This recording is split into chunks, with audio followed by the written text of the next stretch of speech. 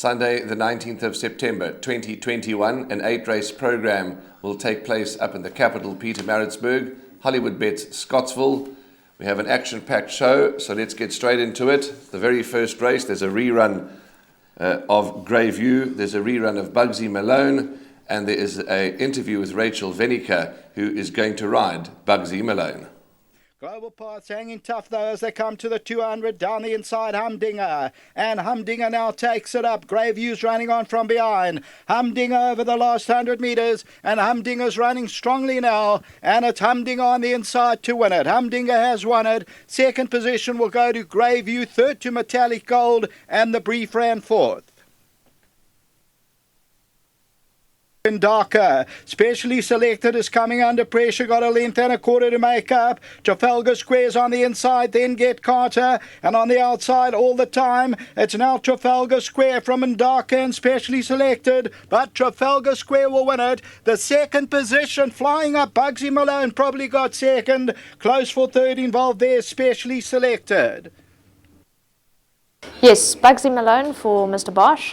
His first run was a superb run. He ran second, so it's quite a weak field. I reckon he'd have a bit of a chance. Okay, there we go. That's the first race package, Graham. The first leg of the bipod.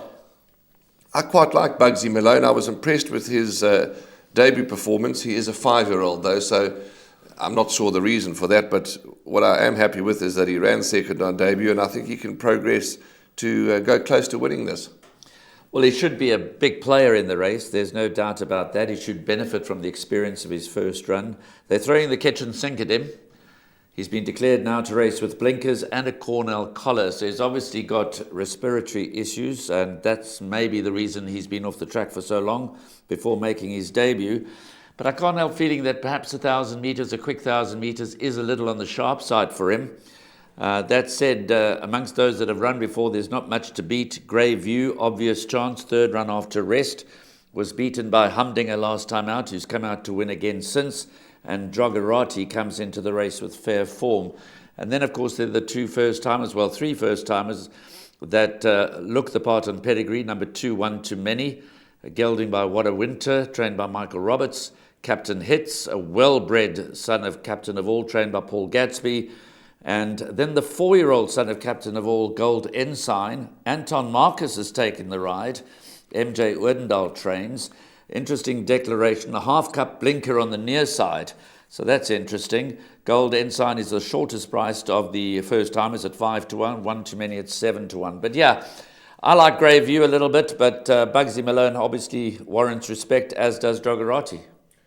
Gold Ensign, interesting runner. MJ Odendaal was on our Horses to Follow podcast, and he went through all his runners, and he gave Gold Ensign a very bright chance. He said it's not often he tells owners to come to the races, and he's told Ashwin Reynolds to make the trip from Cape Town, so that's quite positive.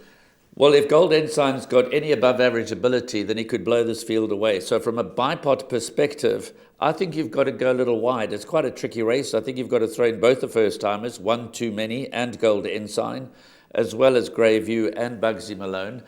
So I'm going to include at least 4 runners in the first leg of the bipod. I think it's quite tricky. Yeah, it's quite tricky, and it is like that throughout the afternoon. But that's race 1 done and dusted. See you just now for the second race.